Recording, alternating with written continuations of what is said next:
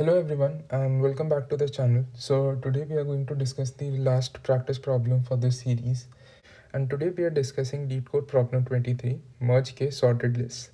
So the question says that you are given an array of k linked lists which has been given as an array or a vector list. Each linked list is sorted in ascending order. So the question says that you are given an array of k linked lists, and this array is called lists, and each linked list is sorted in ascending order. So we need to merge all the linked lists into one sorted linked list and return it. So this problem is definitely not hard, though it is marked as hard category on Leetcode.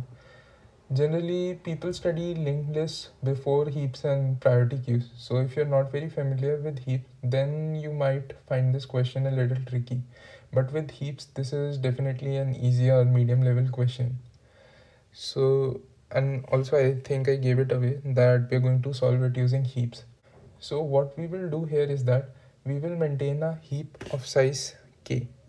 So we are going to keep a heap and the size of heap is going to be k. And this heap at every point is going to contain one node from each of the linked lists that have been given to us. So we have been given k linked lists, and this heap is going to contain one node from each of the linked lists. Now this will be a min heap. So the node with the least value will always be in the front. So every time from all the k linked lists, whichever linked list has the minimum node, that will be at the top or in front, and at each step we will take the root element, which will be the lowest node in all the k lists, and at the same time we will pop the next element of the same linked list into this heap, because from that linked list the next candidate to be pushed into our final linked list is going to be the next node, because the current node has already been pushed into our answer linked list. So we will add the next node as the current candidate for this list. Now we have the candidates from all the list again, so we will again repeat this step and pick the minimum node, and then so on and so forth. So let's quickly go through an example, and let's take the same example which has been given in this question. So the three linked lists that have been given to us look something like this, and these linked lists are sorted in themselves.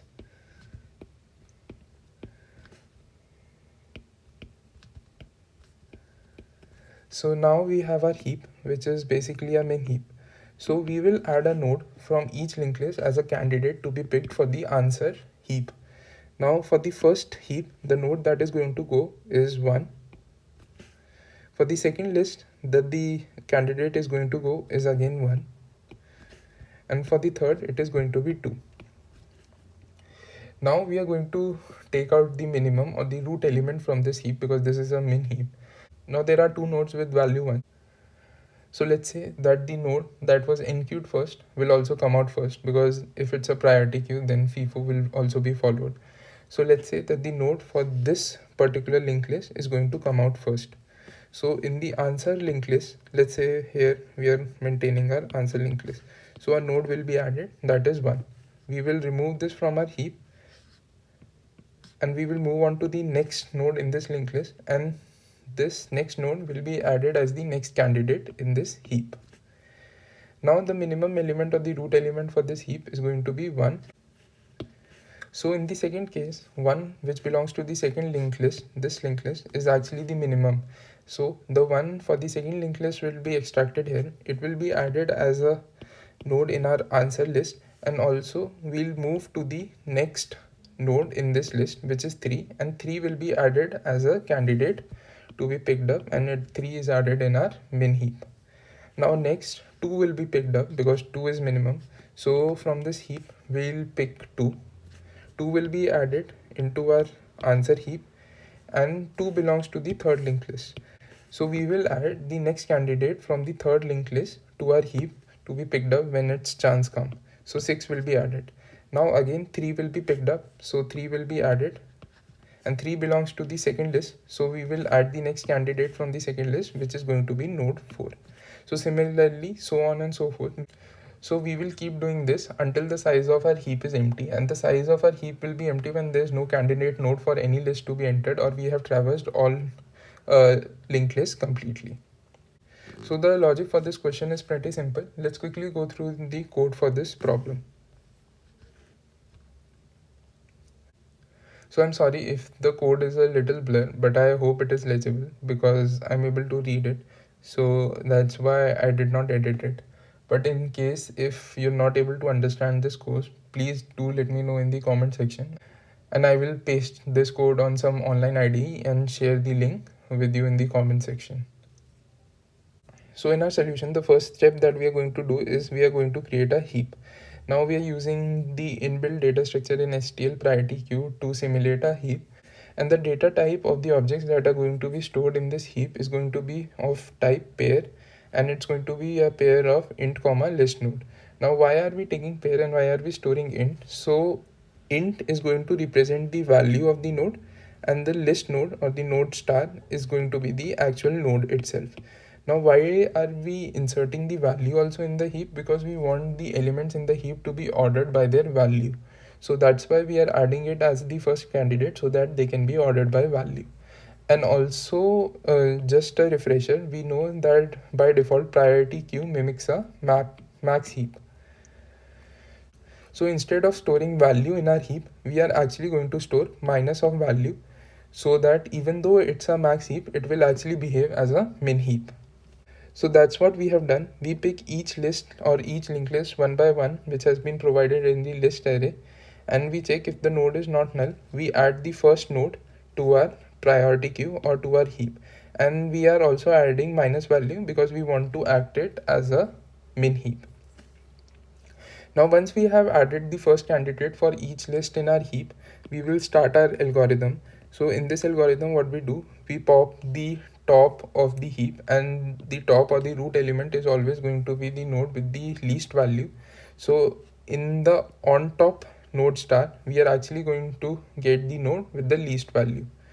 Now first thing that we check is that if on top has a next or not. If on top has a next, we enqueue it in the queue because this is going to be the next candidate for this particular list.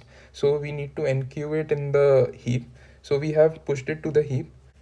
Now we also need to add on top to our answer list, the list that we are going to finally return.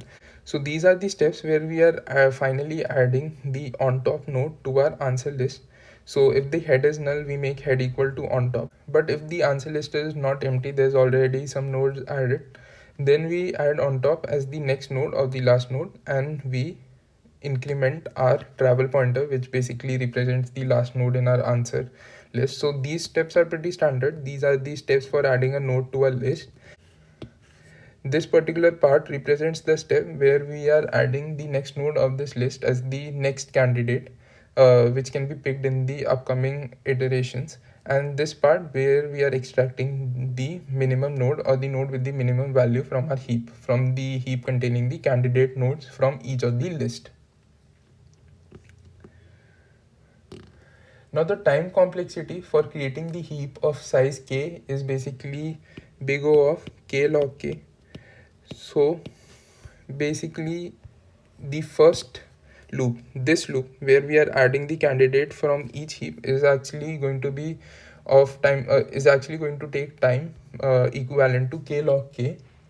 And then if there are total n elements in all the lists, so sum of the elements in all the list is n.